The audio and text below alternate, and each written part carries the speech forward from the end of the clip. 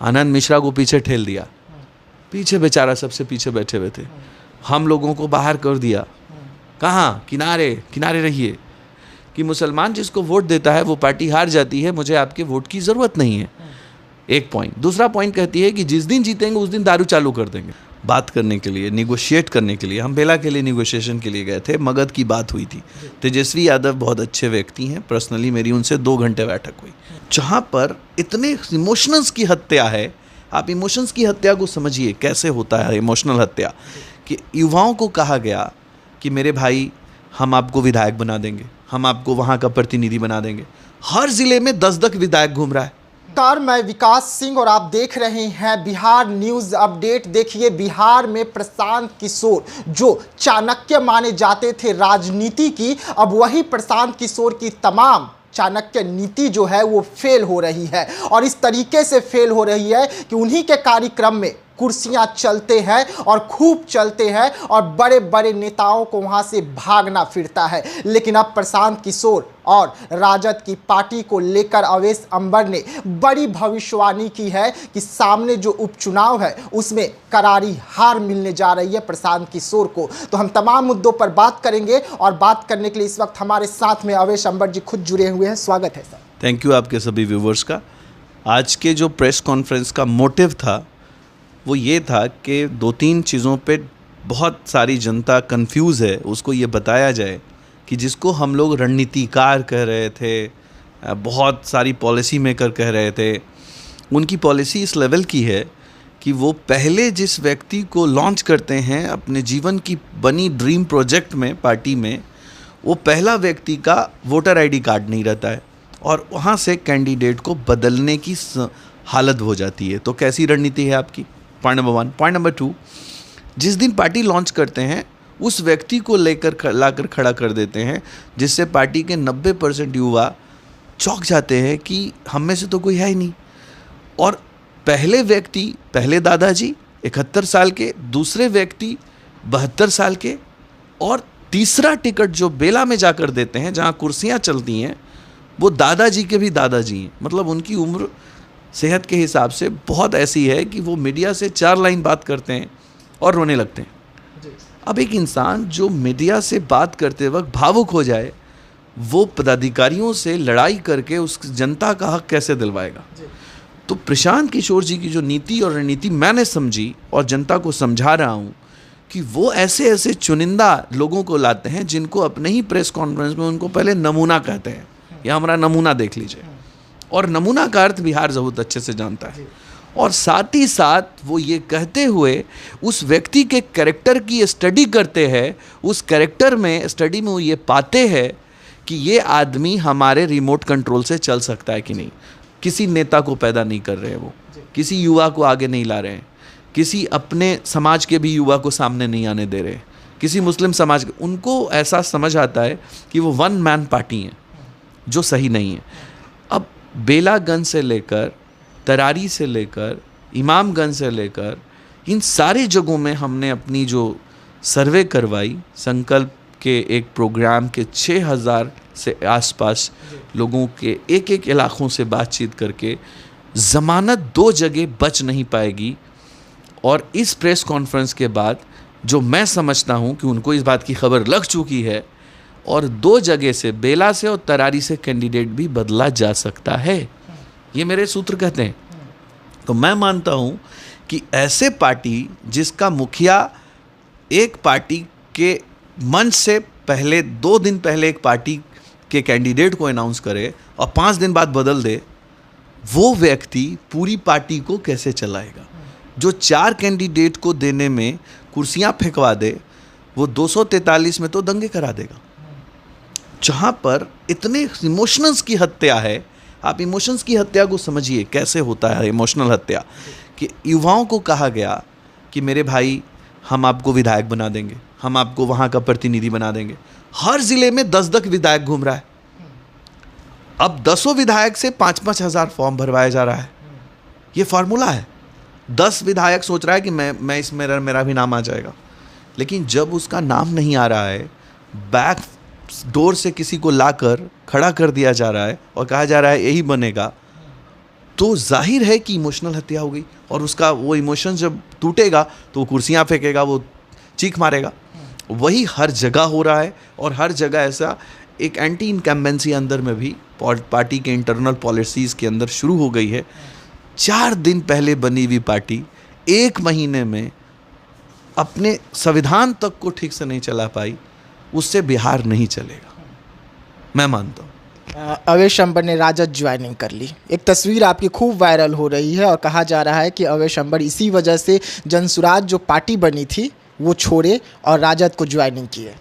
ये दुर्भाग्य है हमारे बिहार के नौजवानों का कि हम लोग जब एक्टिविस्ट के रूप में किसी के पास जाते हैं मिलने के लिए, बात करने के लिए, निगोशिएट करने के लिए, हम बेला के लिए निगोशिएशन के लिए गए थे, मगध की बात हुई थी। तेजस्वी यादव बहुत अच्छे व्यक्ति हैं, पर्सनली मेरी उनसे 2 घंटे बैठक हुई। वहाँ संजय जी थे, हमारे दोस्त यूसुफ सलाउद्दीन साहब थे, कैसर साहब थे, हमारे पारिवारिक रिश्ते हैं वहाँ से। हम लोग बैठे, पूरी डिटेल में बात हुई मगध को लेकर के। मैंने उनको प्रपोज़ल दिया कि जनसुराज अगर 41 सीट पे मुसलमानों को देना चाहता है तो आप 43 सीट पर दीजिए, आपके साथ तो इंटैक्ट है महंगाई समीकरण। लेकिन जैसे ही उन्होंने बेला अनाउंस किया तो मुझे लग गया कि अगर हम माइनॉरिटी को ये पैगाम नहीं देंगे कि माइनॉरिटी के वसात बचाने का समय है, इस वक्त में सोचने का समय है कि अगर उन्होंने बेला के उम्मीदवार को, आरजेडी को जिता दिया तो कल 41-42 की जो हम सपने देख रहे थे कि निगोशिएट करेंगे, उनको ये समझाना बहुत ज़रूरी है कि अगर आज बेला में वो नहीं हारे तो हम आने वाले इलेक्शन में अपना निगोशिएशन नहीं कर पाएंगे। हम ये चाहते हैं कि मुसलमान वहाँ भयंकर हराए उनको, और ये बता दे ताकत से कि अगर तुमने ये दोबारा किया तो आने वाले इलेक्शन में भी तुम्हारा परिणाम यही होगा। हमको इग्नोर करोगे तो लोहा ले हम सरकार से मलाई मारो तुम, ऐसे नहीं चलेगा। अभी तक जो पार्टियां आरोप लगा रही थी कि प्रशांत किशोर की पार्टी और प्रशांत किशोर बीजेपी की बी टीम है, इसको लेकर आज आपने बड़ा बयान दिया और आपने कहा कि हाँ वो बी टीम है बीजेपी के। देखिए, मैं इसलिए मान गया क्योंकि आप थोड़े से वर्किंग स्टाइल को देखिए। हमारे मोदी जी का जो वर्किंग स्टाइल है वो ये है कि पूरी पार्टी इलेक्शन लड़ लेती है पहले, और अचानक से कोई एक चीफ मिनिस्टर चेहरा लाया जाता है। हम पूरा अभियान खड़ा करते हैं और अचानक से मुझे प्रदेश अध्यक्ष लाके दे दिया जाता है। स्टाइल देखिए, आप पूरे बैनर को देखिए जनसुराज के, आपको पता है एक ही व्यक्ति दिखेगा, जैसे एक व्यक्ति से सारी पार्टी हो। आप दूसरी पार्टियों में ऐसा फॉर्मूला नहीं देखेंगे। तो जहाँ से वो इंस्पायर्ड हैं और उस फॉर्मूले को भी अपना रहे हैं, उस पॉलिसी को भी अपना रहे हैं, तो ऐसा लगता है। जब हम उनसे कहते हैं, जब मैंने आपको पर्सनली एक बड़ी इंपॉर्टेंट आंसर है ये, इससे देश कनेक्ट हो सकता है, मैंने उनसे ये पूछा, मान लीजिए कि हम 50 सीट लेके आए, तो हम इंडिया गठबंधन के साथ जाएंगे या एनडीए के साथ जाएंगे? ये आपको जनता को बताना पड़ेगा इलेक्शन में कि अगर आप 1 सीट लाते हो तो हम भारी समर्थन फला सरकार को देंगे, तो जनता कनेक्ट होती है उससे। आप इंडिया के साथ हैं कि एनडीए के साथ हैं, तो वो क्या कहते हैं कि हम या तो अर्श पर रहेंगे या तो फर्श पर रहेंगे। तो आप एक बात बताइए, ये जवाब नहीं है, ये तर्क नहीं है।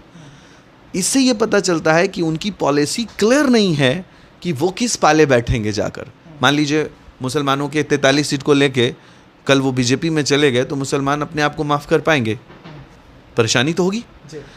अब देखिए, हमारी जो बीजेपी के साथ जो इंटैक्ट नहीं है हम, उसका एक ही कारण है कि हम सेकुलर पार्टियों के साथ जाते हैं, एक फार्मूला रहा है हमारा। तो बीजेपी भी साफ कहती है कि हमें मुसलमान की वोट की ज़रूरत नहीं है, ना हमको उससे शिकायत है। क्यों? वो तो भैया साहब बोल रहा है ना कि हमको वोट की ज़रूरत नहीं है। तो वो जब सामने से हमारे वोट की का बहिष्कार कर रहे हैं, वो हमको नहीं चाहिए, तो हमें उनसे शिकायत भी नहीं है। लेकिन जो हमारे मुसलमान की मीटिंग बुला रहा है, मुसलमानों के बीच जा रहा है, मुसलमानों को 43 सीट पर लड़ाने की बात कर रहा है, वो मन से कहते हैं कि मुसलमान जिसको वोट देता है वो पार्टी हार जाती है, मुझे आपके वोट की ज़रूरत नहीं है। एक पॉइंट। दूसरा पॉइंट कहती है कि जिस दिन जीतेंगे उस दिन दारू चालू कर देंगे। अब बताइए, हम लोग इतने अमन शांति से बिहार में रह रहे हैं, पहले शादी में दरवाज़ा नहीं लगता था। इस अमन शांति को ख़राब नहीं करना है। चौक चौराहे पे हमारी माँ बहन छेड़ दी जाती थी, महिलाएं सेफ नहीं थी, गांव के चौराहों पे ठेके बना दिए गए थे, उससे हम लोग सुकून में हैं। हम समझते हैं कि उस सुकून को बहाल रहना चाहिए। अच्छा, अवैश अंबर जी, आप जिस दिन थे 2 तारीख का मंच था उस दिन प्रशांत किशोर का बयान निकलकर सामने आया कि हमने एक नमूना पेश किया जो प्रदेश अध्यक्ष थे। उसके बाद अगर नमूना प्रशांत किशोर बार बार लेकर आ रहे हैं तो आपको क्या दिक्कत है? नमूना वो लेकर आ रहे हैं, आप क्यों परेशान हो रहे हैं इसमें? हम बताते हैं क्यों परेशान हो रहे हैं। क्योंकि युवाओं के कांधा देने से एक अभियान शुरू हुआ। युवाओं ने आवाज़ दी, पैदल चले, बिहार के 60% गांव को घूमे, उसमें कितने बूढ़े चले थे। जिन युवाओं ने कांधा देके बिहार में एक ऐसी पार्टी को जन्म दिया, उसमें एक भी युवा को जगह नहीं मिली। और प्रदेश अध्यक्ष से लेकर के चारों टिकट में कोई युवा दिखाई नहीं दे रहा है। प्रशांत जी किस रात में कोई एक प्राइवेट लिमिटेड उनकी कंपनी है आईपैक, और उसका नाम अब रखा है जनसुराज प्रोफेशनल। वो तय करता है पीछे से, और वो तय करके सारी चीज़ें ला के देता है। और हम तो कहते हैं कि वो भी ठग रहा है प्रशांत जी को। क्यों? क्योंकि जब भीड़ आई, आप यकीन नहीं करेंगे कि 500 लोग अगर 100 लोग लेकर आते हैं तो 5000 लोग आ गए, 50,000 लोग आ गए। वो 50,000 लोग की भीड़ भी 2 घंटे नहीं टिक पाई। जैसे प्रशांत जी आए, आधी कुर्सियां खाली थी। क्यों ऐसा हुआ? क्योंकि भाड़े पे जब लोग लाए जाते हैं तो वो वोट में भी तब्दील नहीं होते हैं और ठहरते भी नहीं हैं। तो उनकी टीम ने क्या किया, हर गांव से 50 आदमी को कुछ पैसे देके बैठा लिया बस में। पार्टी एस्टेब्लिशमेंट लगा कि बहुत भयंकर है, बहुत भीड़ आई है। अब वहाँ मंच जब सज रहा है, मंच के ऊपर में किसी भी लीडर को इंट्रोड्यूस नहीं किया। किसको इंट्रोड्यूस किया? लोगों ने कहा कि मुनाजिर साहब को बोलने दिया, लोगों ने कहा कि देवेंद्र जी को बोलने दिया। मेरा जवाब है, देवेंद्र जी को आप लीडर बनाए हो, देवेंद्र जी मिनिस्टर रहे हैं, तुम कौन हो भैया? तो वार्ड भी ना जीते हो। आप मुनाजिर साहब को बोलोगे कि आप लीडर बनाए हो, आप उनको मंच दोगे। वैसा वैसा कितना मंच उन्होंने जीवन में देखा है। वो खुद मिनिस्टर रहे, वो एमएलए रहे, एमपी बने। आप उनको सिखाओगे, आप लीडर बनाओगे उनको। आप मुझे बताओ, अभियान में से किसको लीडर बनाया? आनंद मिश्रा को पीछे ठेल दिया, पीछे बेचारा सबसे पीछे बैठे हुए थे। हम लोगों को बाहर कर दिया।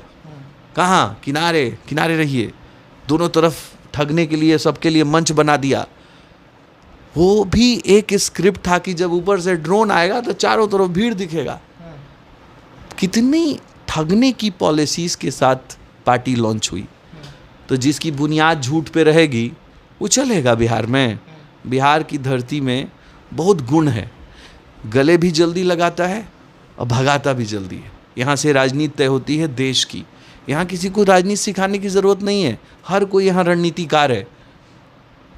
आखिरी सवाल रहेगा आपसे, प्रशांत किशोर क्या डरे हुए हैं? और यही डर का नतीजा है कि प्रशांत किशोर तेजस्वी यादव को लेकर एक बयान जारी करते हैं और कहते हैं कि अगर तेजस्वी यादव चाहे तो यहाँ से चुनाव लड़ सकते हैं, मैं उनके खिलाफ चुनाव लड़ूंगा। तेजस्वी यादव विधानसभा के विपक्ष के नेता हैं, एमएलए भी हैं, और हमारे जनसुराज के सूत्रधार किसी वार्ड के मेंबर भी नहीं है, कानूनी तौर से वार्ड सदस्य भी नहीं है। तो वो प्रमोशन कराने के लिए तेजस्वी यादव का नाम लेना पड़ रहा है उनको। तेजस्वी यादव का नाम लेंगे कि मेरे साथ इलेक्शन लड़ो, तो दिमाग नहीं है। वो एमएलए ऑलरेडी है तो कहीं लड़ेगा? इतना बुद्धू है सब बिहार का आदमी लोग। और विधानसभा के विपक्ष का नेता है तो आपके साथ काहे लड़े आएगा भाई? वो उस सीट को छोड़ के आपसे लड़ने आएगा? आप ही सबसे ज़्यादा गुणवान हैं। वो प्रमोशन करने का एक तर्क है ताकि उनको थोड़ा सा टीआरपी मिल जाए, थोड़ा सा लोग देख लें। वो हर चीज़ को टीआरपी के लिए करते हैं। नौजवानों को एक बात कह रहा हूँ, जब वो छोटी छोटी मीटिंग्स करते हैं तो उनका आदमी एक ठोक कांधा मारता है किसी दूसरे को। याद रखना युवाओं, कांधा मार के बोलता है कि सेल्फी जिसको जिसको लेना है ले लीजिए। जब बच्चे सेल्फी ले रहे होते हैं तो उनकी आईटी प्रोफेशनल टीम उन सेल्फी लेने वालों पर वीडियो बनाती है और जनता को दिखाती है, देखो फैन फॉलोअर कितना। ये इंटरनल मीटिंग में हम लोग को बताया गया कि सबको बोलना है मीटिंग के बाद कि सेल्फी लीजिए, ताकि धक्का मुक्की हो तो लोग कहे बाप रे बाप कितना फैन फॉलोअर है इसका। कोई नहीं है, सेल्फी लेने वाला भी 219 का आदमी है। सेल्फी लेने के लिए भौकाली कटाया जा रहा है। ऐसा ड्रामेटिकल पार्टी चलेगा? जनता के नेता थे कौन? लालू प्रसाद यादव। आवाज़ दी, देखिए गांधी मैदान भर जाता था। जनता के नेता थे कौन? नीतीश कुमार। जनता के नेता यहाँ कौन थे? हमारे यहाँ से क्रांतिकारी लोग निकले हैं। ऐसे लोग जिनके नाम पर जनता, एक बार देखिए हमारे यहाँ दीन बचाओ देश बचाओ में एक बार आवाज़ दी हमारे अमीर शरीयत ने, तो गांधी मैदान अब पटना सब रुक गया। ये सब व्यक्ति का फैन फॉलोइंग था। ये झूठा फैन फॉलोइंग 200 आदमी को बोला सेल्फी लेके तो तू लोग वीडियो बनाना, तो फिर उसका कट पेस्ट करके चला रहा है। अब बोला देखो कैसा दीवाना है सब। ऐसे नहीं होता मेरे भाई। ड्रामे की चीज़, धोखे की चीज़ कुछ दिन चलती है। Thank you so much. देखिए, आप अवेश अंबर जी को सुन रहे थे, तमाम मुद्दों पर बात कर रहे थे। जिस तरीके से इस वक्त प्रशांत किशोर जो हैं वो रणनीति अपना रहे हैं, वो रणनीति कहीं ना कहीं प्रशांत किशोर पर ही भारी पड़ रहा है, और इतना ज़्यादा भारी पड़ रहा है कि प्रशांत किशोर की ही अब कार्यक्रमों में जमकर कुर्सी चल रहा है, और प्रशांत किशोर ये तमाम रणनीति के तहत कहीं ना कहीं दबते हुए नजर आ रहे हैं, और अब उनको अपना चेहरा चमकाने के लिए तेजस्वी यादव का नाम लेना पड़ रहा है। तो ऐसे तमाम खबरों के लिए आप रहिएगा हमारे साथ, दीजिएगा इजाज़त, धन्यवाद।